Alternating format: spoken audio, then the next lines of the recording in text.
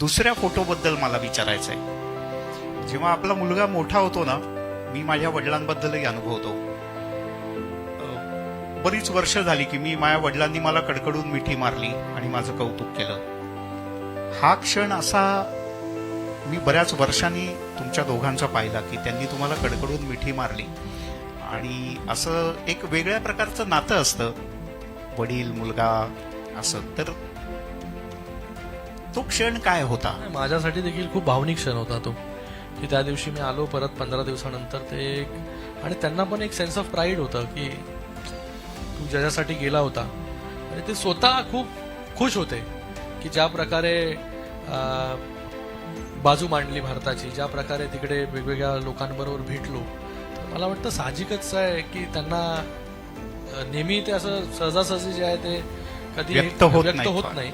पण आता सध्या काल पण झाले ते. मला वाटतं कोणी होईल की अशा प्रकारे जेव्हा एक ऑपॉर्च्युनिटी मिळते, त्याच्या ऑपॉर्च्युनिटीमध्ये काही होऊ शकतं ना. जेव्हा पूर्ण देश तुम्हाला एक मायक्रोस्कोप लावून पाहत असतो की तुमचा शब्द जो आहे तो इकडचा तिकडे कधी गेला तरी त्याच्यावरून खूप काही गोष्टी होऊ शकतात. अशा परिस्थितीमध्ये मला खूप समाधान वाटलं की जेव्हा ते मला भेटले. ते देखील खूप उत्सुक होते भेटण्यासाठी.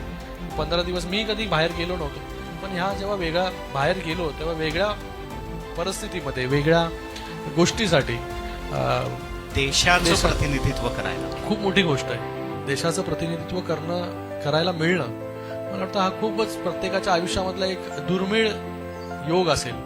तो माझ्या आयुष्यामध्ये आला आणि एक वेगळं नेतृत्व करण्यासाठी मला मिळालं. नंतर मग असा रिस्पॉन्स जेव्हा येतो तेव्हा ते शब्द नसतात तुम्हाला व्यक्त होण्यासाठी.